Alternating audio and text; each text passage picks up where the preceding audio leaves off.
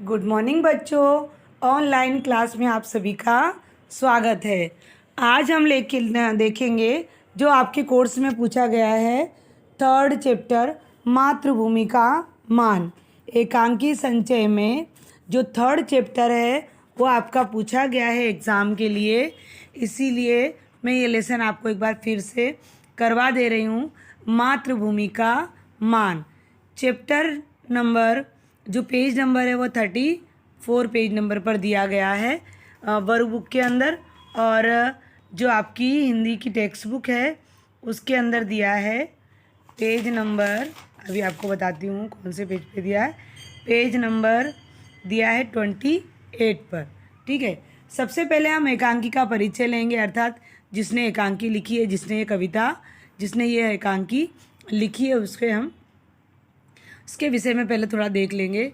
तो हरि कृष्ण प्रेमी, यह एकांकी को लिखने वाले हैं हरि कृष्ण प्रेमी। प्रेमी उनको संक्षिप्त नाम से बुलाया जाता था। श्री हरि कृष्ण प्रेमी का जन्म मध्य प्रदेश के गुना शहर में सन 1908 को हुआ था। इन्होंने अपनी साहित्यिक जीवन की शुरुआत एक पत्रकार के रूप में की। प्रेमी जी एक सफल नाटककार थे। इन्होंने अनेक एकांकियों की रचना की। इनके अधिकांश नाटक सामाजिक, ऐतिहासिक तथा पौराणिक हैं। इन्होंने अपने नाटकों में मानवीय प्रेम, देश प्रेम, राष्ट्रीयता, वीरता, साहस, पराक्रम जैसे मानवीय मूल्यों को स्थान दिया है। सन 1974 में इनका निधन हो गया। निधन मतलब इनकी मृत्यु हो गई। अब हम देखेंगे मातृभूमि का मान। मान का मतलब होता है सम्मान करना, कि अगर मेरी मातृभूमि के ऊपर कोई नज़र उठाकर देखेगा तो हम उसको जीने नहीं देंगे, हम उसको छोड़ेंगे नहीं। तो सबसे पहले हम मातृभूमि के अंदर कौन कौन से पात्र हैं उनका पहले हम परिचय ले लेते हैं। राव हेमू बूंदी के शासक, शासक मतलब बूंदी के राजा हैं। जो राव हेमू हैं वह एक राज्य का नाम है बूंदी, तो बूंदी के शासक है राव हेमू। अभय सिंह कौन है? मेवाड़ का सेनापति। अब महाराणा लाखा मेवाड़ के शासक है। महाराणा लाखा मेवाड़ के शासक है और राव हेमू बूंदी के शासक हैं। तो महाराणा लाखा का जो सेनापति है वह अभय सिंह है। ठीक है, और वीर सिंह भी मेवाड़ की सेना का ही एक सिपाही है, लेकिन वह कहाँ का है? वह बूंदी का रहने वाला है। अभय सिंह भी मेवाड़ का सेनापति है और वीर सिंह भी मेवाड़ की सेना का एक सिपाही है, लेकिन जो वीर सिंह है उसका जन्म स्थल कौन सा है? बूंदी। तो बूंदी का रहने वाला है, लेकिन काम कहाँ कर रहा है? वो मेवाड़ में करता है।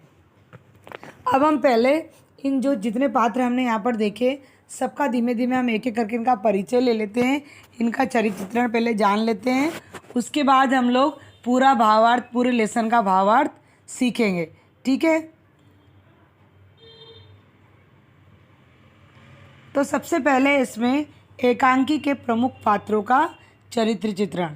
जैसे महाराणा लाखा हैं, तो महाराणा लाखा जो हैं वे एक राज्य है जो मेवाड़, उसके शासक हैं, अर्थात उसके राजा हैं। एकांकी के प्रमुख पात्रों में महाराणा लाखा हैं। ये इनका प्रमुख पात्र वाले जो हैं वे महाराणा लाखा हैं। महाराणा लाखा वीर देशभक्त तथा दृढ़ निश्चय लेने वाले व्यक्ति हैं।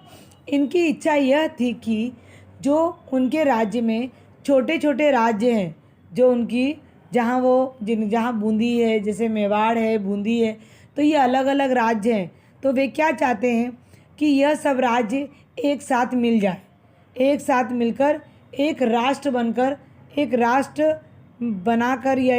बनकर एक सूत्र में बंध जाएं, जिससे कभी हमारी ताकत कम ना हो। अगर अंग्रेज़ों का हम पर हमला हो तो हम उसका सामना कर सकें।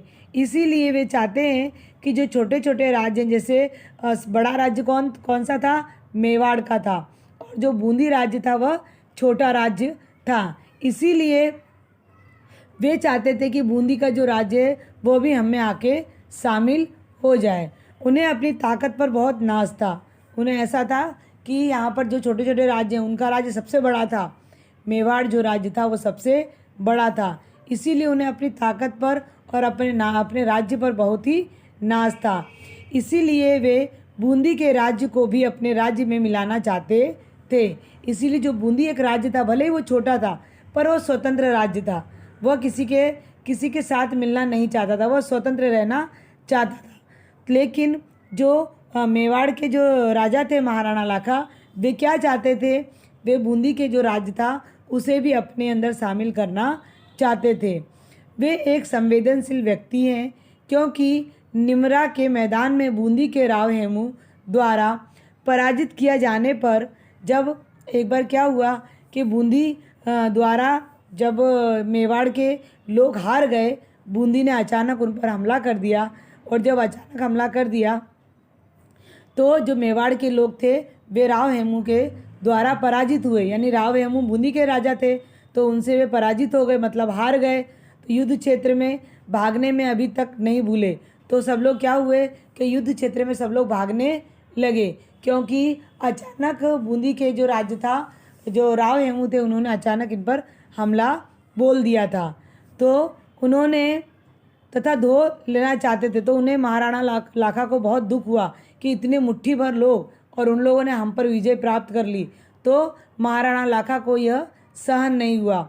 उन्हें ऐसा लगा कि मेरी बेइज्जती हो गई, अर्थात मेरे सर के ऊपर कलंक लग गया। अब यह कलंक का टीका मैं किस तरह से धोऊं, मतलब इतने थोड़े से लोगों ने हम पर विजय प्राप्त कर ली।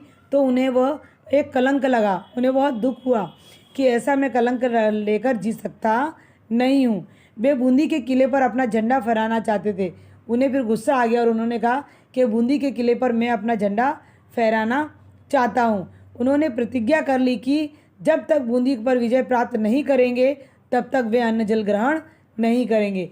क्योंकि पहले के समय में क्या था कि जो भी प्रतिज्ञा ले लेता था कि प्राण जाए पर वचन न जाए, अगर जो प्रतिज्ञा ले ले तो भले ही उसके प्राण चले जाएं वो पर, लेकिन वह अपनी प्रतिज्ञा से डगमगाता नहीं था। तो उसने जो प्रतिज्ञा ले ली तो वह प्रतिज्ञा, उसने इतनी भयंकर प्रतिज्ञा ले ली कि जब तक वह बूंदी के किले को जीत नहीं लेगा, अपना झंडा नहीं फहरा देगा, तब तक वह अन्न जल ग्रहण नहीं करेंगे। चूँकि इस प्रतिज्ञा का पूरा होना कठिन था, इतनी जल्दी तो प्रतिज्ञा पूरी नहीं हो सकती थी। इसीलिए उन्हें सुझाव दिया गया कि बूंदी का एक नकली किला बनाकर उस पर विजय प्राप्त कर ली जाए। तो उन्हें क्या सुझाव दिया गया, जिनके अभय सिंह उनके सेनापति थे, तो उन्होंने क्या सुझाव दिया कि इतनी जल्दी तो हम उन पर विजय प्राप्त नहीं कर सकते, तो इसके लिए आप क्या करो कि ऐसा हो तो हम अपने महल में एक बूंदी का किला बना लेते, नकली वाला किला बना लेते और हम खाली खाली उस पर वार करेंगे। बराबर, खाली खाली वार करने पर जो बूंदी का नकली किला बनाया जाएगा वो तहस नहस हो जाएगा और तुम्हारी प्रतिज्ञा भी पूरी हो जाएगी। उसके बाद हम धीमे धीमे तैयारी करने के बाद हम राव हेमू अर्थात बूंदी के ऊपर हमला कर देंगे, बनाकर उस पर हम विजय प्राप्त कर लेंगे। राणा के सैनिक में वीर सिंह और बूंदी के भी कुछ सैनिक थे जिन्होंने बूंदी के इस नकली दुर्ग की रक्षा करते करते अपने प्राण उत्सर्ग कर दिए। महाराणा को इस बात का तनिक भी अनुमान नहीं था कि वीर सिंह की मृत्यु के बाद महाराणा आत्मग्लानि से भर जाएंगे। उन्होंने वीर सिंह के शव का आदर किया और सच्चा बहादुर बताया। फिर जो वीर सिंह था वो मैं आपको आगे उसके बारे में बताऊंगी। तो महाराणा लाखा एक वीर व्यक्ति थे। हमने महाराणा लाखा का परिचय देखा।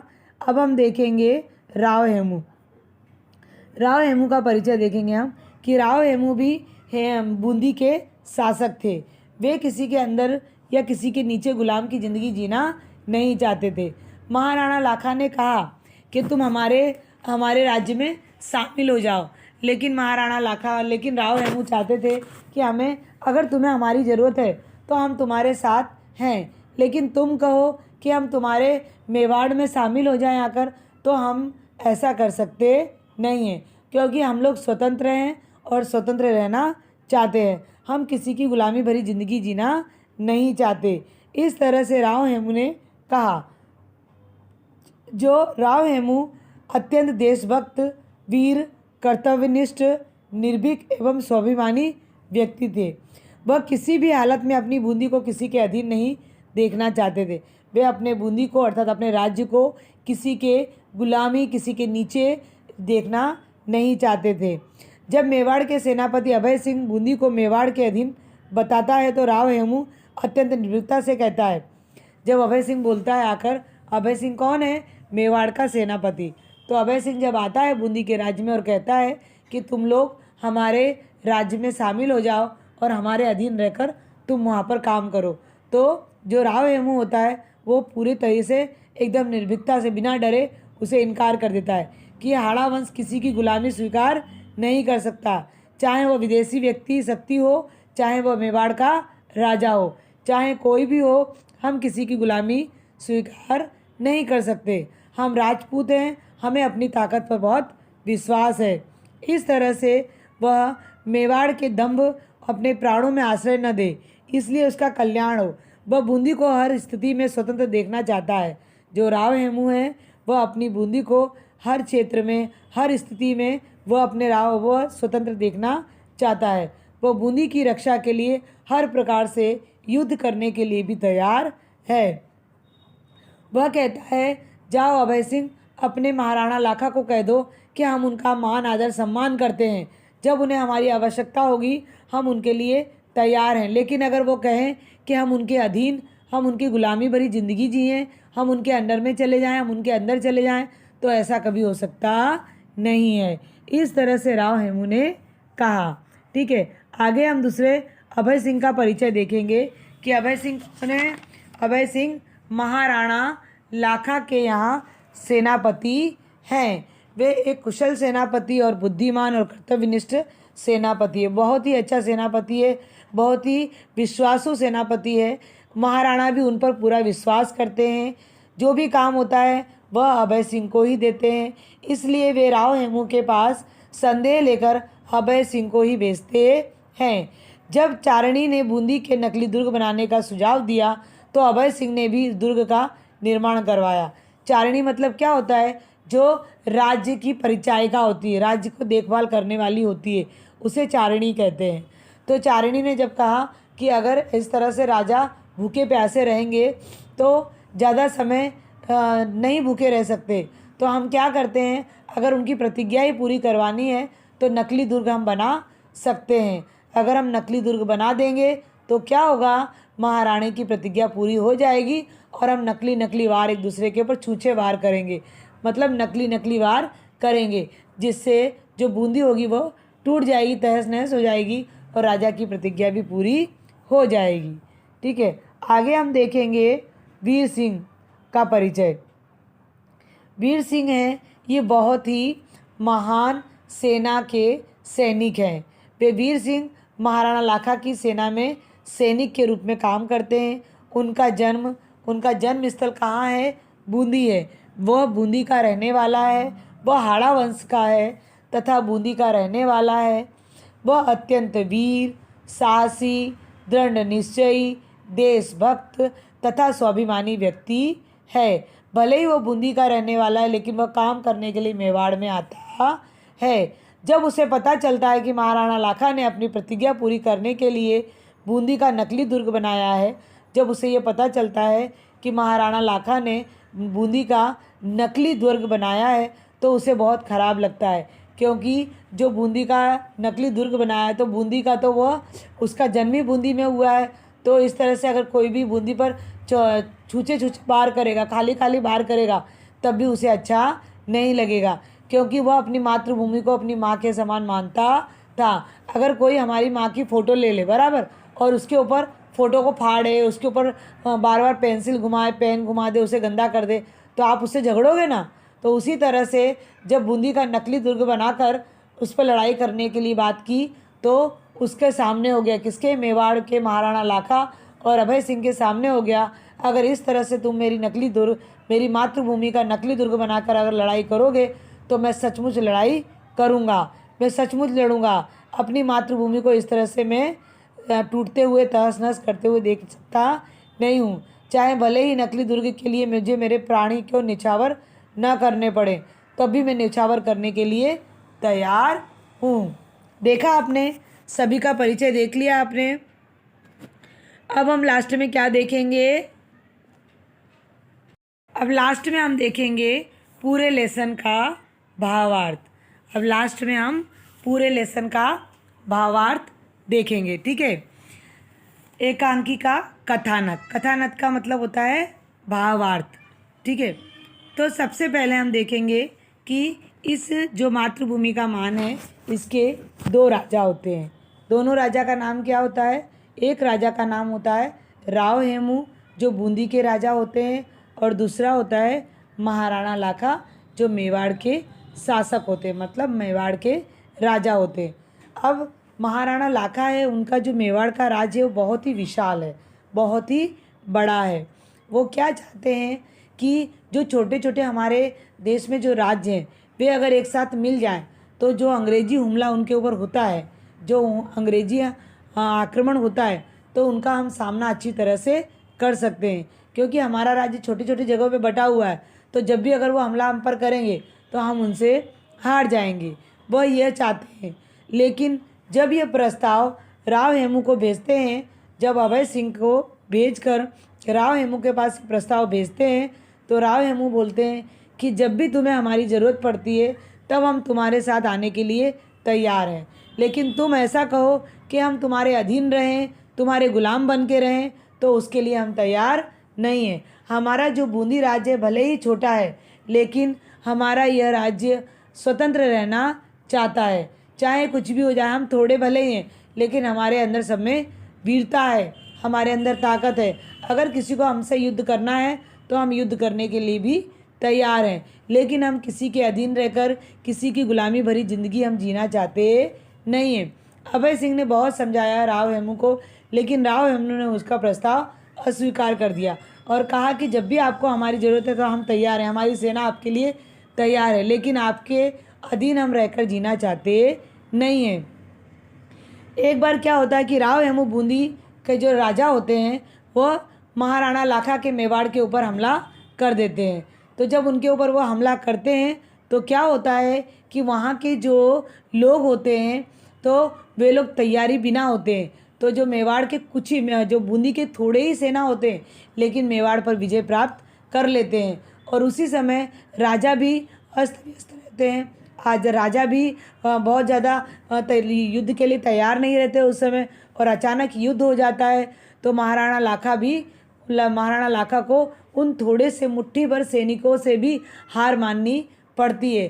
तो जब महाराणा लाखा के ऊपर वो लोग हमला करते हैं, बूंदी के कुछ सैनिक लोग और सेनापति, तो वे हार जाते हैं। महाराणा लाखा का जो सेनापति होते हैं वे लोग हार जाते हैं। तो यह हार उन्हें बर्दाश्त नहीं होती और उन्हें ऐसा लगता है मेरे सर के ऊपर इतना बड़ा कलंक लग गया, तो वह उस कलंक को धोना चाहते हैं। उन्हें बहुत दुख होता है कि इतने कम सेना थे, जो राव हेमू अर्थात बूंदी की जो इतनी कम सेना थी, और उन्होंने हमारे ऊपर हमला कर हम पर जीत प्राप्त कर ली, हमें पराजित कर दिया। तो यह जो कलंक लग गया उनके ऊपर, महाराणा लाखा के ऊपर, वो उन्हें कलंक बहुत ही दुखदाई लगा, और उन्हें ऐसा लगा इस कलंक को मुझे किसी भी तरह धोना है। अब चाहे कुछ भी हो जाए, राव हेमू अर्थात बूंदी के ऊपर मुझे किसी भी तरह से अपना झंडा फहराना है, अपना पताका फहराना है। तो वो गुस्से गुस्से में क्या प्रण ले लेते हैं? गुस्से गुस्से में प्रण ले लेते हैं कि अब जब तक मैं बूंदी को जीत नहीं लूँगा तब तक मैं अन्न जल ग्रहण नहीं करूँगा। तो जब उन्होंने ये प्रण ले लिया, ये प्रतिज्ञा ले ली, तो लोग घबरा जाते हैं कि अचानक ये प्रतिज्ञा राजा ने क्यों ले ली। इस तरह से तो राजा जीवित नहीं रह पाएंगे, क्योंकि अगर हमला हम किसी पर बोलते हैं तो तुरंत में हमला हो सकता नहीं है। हम इतनी जल्दी हमला नहीं कर सकते किसी के ऊपर। हमला के लिए हमें तैयारी करनी होती है, और हमें तैयारी करने में समय लगेगा, और इतना समय अगर वो भूखे प्यासे रहेंगे तो वो बीमार भी हो सकते हैं, उन्हें परेशानी भी हो सकती है। तो जो मेवाड़ की परिचायिका यानी कि चारणी होती है, तो वो चारणी गीत गाते हुए आती है और कहती है कि ये सब हमारा ही देश है, हमारे ही राज्य हैं, भले वो मेवाड़ हो चाहे बूंदी हो, ये सब हमारा ही राज्य है। अगर तुम्हें बूंदी के ऊपर हमला ही करना है, अपने वचन को तुम्हें निभाना ही है, तो उसके लिए तुम क्या कर सकते हो कि अपने राज्य में एक बूंदी बनवा लो, एक नकली बूंदी बनवा लो, एक मिट्टी की बूंदी बनवा लो, और उसके अंदर कुछ सेनापति घुस जाएंगे और कुछ सेनापति बाहर होंगे और हम लोग एक दूसरे के साथ लड़ाई करेंगे, खाली खाली लड़ाई करेंगे और अंत में जो बूंदी होगा वो तहस नहस हो जाएगा, टूट जाएगा। तो तुम्हें अपना वचन तोड़ भी सकते हो और तुम अन्न जल ग्रहण भी कर सकते हो। उसके बाद अगर तुम्हारी इच्छा है तो तुम बूंदी पर आक्रमण कर सकते हो। फिर चारणी कहती है कि बूंदी पर आक्रमण करने की अगर आप ना करो तो बहुत ही अच्छा है, क्योंकि जब भी हमारे ऊपर कोई मुसीबत आई है तो बूंदी की जो सेना होती है उसने हमें सहायता दी है। लेकिन वो सब कुछ सुनने के लिए मेवाड़ वाला जो महाराणा लाखा है वो तैयार नहीं होता। फिर महाराणा लाखा को लगता है कि चारणी सही कह रही है, तो क्या करते हैं वो अपने ही राज्य महल में एक किला बनवाते हैं जो जिसका नाम रखा जाता है बूंदी। बूंदी के राज्य का एक किला बनवाते हैं और उसके अंदर कुछ सेनापति भेज देते, कुछ सेनापति बाहर होते हैं। जब उन्हें ऐसा लगता है कि कुछ सेनापति अंदर रहते हैं और कुछ सेनापति बाहर, तो वहाँ पर जो मेवाड़ में काम करता था उसका एक जो सेनापति था, सेना का एक सैनिक था, उसका नाम था वीर सिंह। तो वीर सिंह कहाँ का रहने वाला था? बूंदी का रहने वाला था। बूंदी का रहने वाला वो था, तो बूंदी में ही उसका जन्म हुआ। तो जन्म स्थल उसका क्या हुआ? बूंदी हुआ। तो जन्म स्थल उसका बूंदी हुआ। तो यहाँ पर बूंदी का एक दुर्ग बनाया जा रहा था और उस दुर्ग को लड़ाई यानी कि हमला किया जा रहा था। तो यह वीर सिंह को अच्छा नहीं लगा। तो वीर सिंह के जो साथी थे वो भी कुछ साथी बूंदी के थे। तो उसने क्या किया कि वीर सिंह ने अपने और साथियों को भी कहा कि हमारी बूंदी है, हमारी मातृभूमि है बूंदी, अगर इस तरह से बूंदी पर कोई हमला करे तो हम उसे सहन कर सकते नहीं हैं, क्योंकि बूंदी हमारी मातृभूमि है। तो उसकी जो जन्मभूमि थी वह बूंदी थी। तो वो नहीं चाहता था कि नकली जन्मभूमि को भी या नकली बूंदी को भी वे लोग मिटा दें या उसके ऊपर हमला करें। तो उसने क्या किया कि अपने सभी दोस्तों को यानी वहाँ के जो सिपाही थे और भी उनसे कहा कि तुम्हें ये अच्छा लगेगा कि हमारी मातृभूमि जो बूंदी है उसके ऊपर ये लोग हमला करेंगे। तो वहाँ के लोग ऐसा कहते हैं कि हम इन्हीं लोगों के थाली में खाते हैं और इन्हीं में छेद करेंगे, बहुत सही नहीं होगा। लेकिन जो बूंदी का जो सेनापति होता है वीर सिंह जो सैनिक होता है वो बोलता है आपको जो करना है वो आप करो, पर मैं अकेले ही जाकर सबके साथ लड़ सकता हूँ, मैं अकेले ही सबके साथ लड़ूंगा। अगर कोई भी मेरी मातृभूमि के ऊपर नज़र उठाकर देखेगा तो मैं उसे छोड़ूंगा नहीं, चाहे भले ही मैं यहाँ पर रहता हूँ, इनका कर्ज मेरे ऊपर है, फिर भी मैं अपनी बूंदी पर किसी को आँख उठाने नहीं दूंगा। तो फिर वो क्या करता है कि फिर क्या था, अभय सिंह ने चारणी से मिलकर एक बूंदी बनवाया, वहीं के राजमहल में बूंदी बनवाया और आधे सैनिकों को उस बूंदी के अंदर भेज दिया और आधे सैनिक को बूंदी के बाहर भेज दिया। इस तरह से सैनिकों में युद्ध शुरू हो गया। हमें उस समय क्या था कि यह खाली खाली युद्ध होगा। क्यों खाली खाली युद्ध होगा? क्योंकि जो राजा ने वचन लिया था कि वे अन्न ग्रहण नहीं करेंगे, अन्न जल ग्रहण नहीं करेंगे जब तक वो बूंदी को हरा नहीं देंगे। तो यह उनकी जो प्रतिज्ञा थी उसे ख़त्म करने के लिए यह काम किया गया था। तो फिर क्या किया कि आधे लोग जो बूंदी के अंदर थे उसमें वीर सिंह भी था और वीर सिंह ने अपने दोस्तों को भी यानी कि अपने जो बूंदी के जो सैनिक थे उन्हें भी उसने अच्छे से मार्गदर्शन दिया। तो वे भी सेनापति वीर सिंह के साथ हो गए। इस तरह से अंदर और बाहर से युद्ध शुरू हो गया। ये जो बाहर के जो सेनापति जो सैनिक लोग थे वो तो खाली खाली वार कर रहे थे, लेकिन जो बूंदी के अंदर वीर सिंह थे और वीर सिंह के जो और साथी थे तो वे सब लोग कैसा वार कर रहे थे? वो सचमुच का वार कर रहे थे। इस प्रकार दोनों में घमासान युद्ध होने लगा और फिर अभय सिंह को इस बात का पता चला कि जो अंदर से तलवारबाजी हो रही है, जो धनुष छोड़े जा रहे हैं, वे सब मारने के लिए किए जा रहे हैं। फिर अभय सिंह अंदर जाता है, मतलब वो बूंदी के किले में जाता है और वीर सिंह को बहुत समझाने की कोशिश करता है, लेकिन वीर सिंह कहता है नहीं, अगर कोई मेरी मातृभूमि के ऊपर नज़र उठाएगा या मेरी मातृभूमि को इस तरह से अपमानित करेगा तो मैं सहन कर सकता नहीं हूँ, मैं बूंदी की तरफ से ही लड़ूंगा। तो अभय सिंह के लाख समझाने पर भी वीर सिंह टस से मस नहीं होता और बूंदी दुर्ग के ऊपर, बूंदी मेवाड़ के जो सामने जो सैनिक होते हैं उनके साथ वह वीर सिंह लड़ने के लिए तैयार हो जाता है और इस तरह से बूंदी के लिए वीर सिंह और उसके साथी लड़ते हैं। अंत में वीर सिंह विजयी को प्राप्त होते हैं, अर्थात वीर गति को प्राप्त होते हैं। वे लड़ते लड़ते मर जाते हैं और वो वीर गति को प्राप्त हो जाते हैं। जब उनका शव बाहर लाया जाता है, मतलब किला के अंदर से जब उनका शव बाहर लाया जाता है, तो यह देखकर वहाँ के जो लोग होते हैं वे दुखी हो जाते हैं। वहाँ के जो राजा होते हैं महाराणा लाखा, वे भी दुखी हो जाते हैं और उन्हें आत्मग्लानि होती है, उन्हें दुख होता है कि मैंने एक वीर सिपाही को खो दिया। लेकिन मरते मरते उसने यह सिखा कर गया कि मातृभूमि की रक्षा अपने मान सम्मान से बढ़कर होती है। उसने सभी को मातृभूमि के प्रति मान सम्मान करना सिखा दिया। जब मेवाड़ का महाराणा लाखा उसके पास बैठकर रो रहा था, दुखी हो रहा था, उस समय राव हेमू वे वहाँ पर आ जाते हैं और राव हेमू भी वहाँ पर रहकर वहाँ बैठकर दुखी होते हैं और कहते हैं हमने हमारे राज्य का एक वीर सिंह खो दिया। लेकिन उसके खोने से, उसके जाने से क्या हुआ कि दोनों राज्य में सुलह हो गई। राव हेमू सिंह में और महाराणा लाखा में दोनों में सुलह हो जाती है और दोनों ही दुर्ग के लिए लड़ना बंद कर देते हैं। और राव हेमू कहते हैं आप जब भी चाहोगे, जब भी आपको हमारी आवश्यकता पड़ेगी, हम आपके साथ लड़ने के लिए तैयार हैं। फिर दोनों ही लोगों में सुलह हो जाती, दोनों के संबंध अच्छे हो जाते हैं और इस तरह से वीर सिंह अपनी वीरता दिखाते हुए अपनी मातृभूमि का मान सम्मान सिखाकर वीर गति को प्राप्त हुए। एक बार थोड़ा सा और एक बार देख लो आप लोग। प्रस्तुत एकांकी में हाड़ा राजपूत वीर सिंह के बलिदान का चित्रण किया गया है।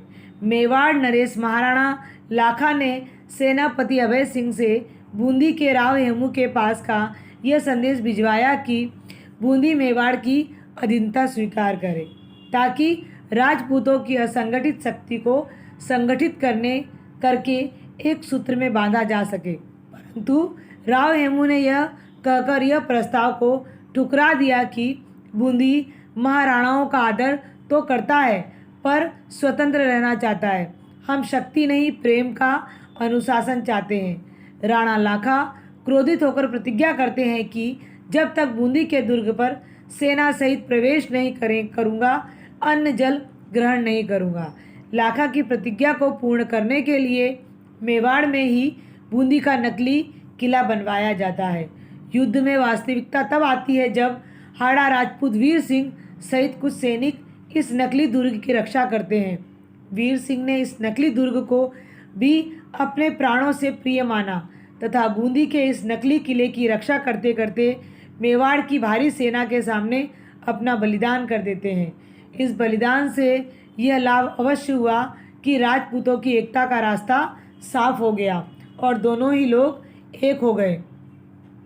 मेवाड़ के सेनापति अभय सिंह बूंदी के शासक राव हेमू के पास मेवाड़ के शासन महाराणा लाखा का यह संदेश भिजवाते हैं कि राजपूतों की असंगठित तथा बिखरी हुई शक्ति को एक सूत्र में बांधने के लिए यह आवश्यक है कि बूंदी मेवाड़ की अधीनता स्वीकार करे।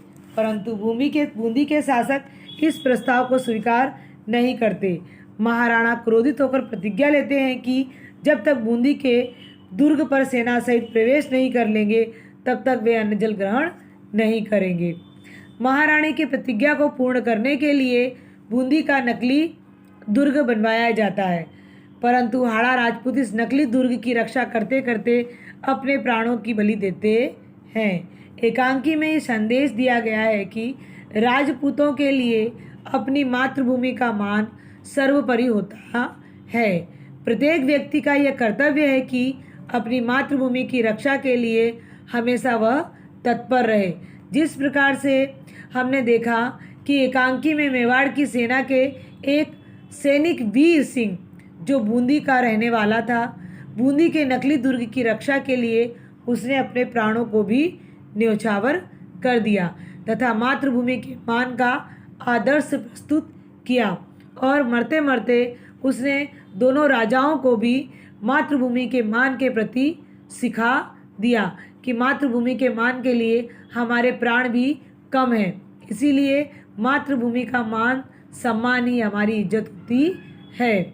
इस प्रकार से हमने ये लेसन देखा मातृभूमि का मान। अब इसके क्वेश्चन आंसर मैं आपको पीडीएफ में भेज दूंगी, ठीक है। तो क्वेश्चन आंसर आप देखकर लिख लेना, ठीक है। चलिए इसी के साथ मैं अपनी वाणी को विराम देती हूँ। अस्तु, धन्यवाद।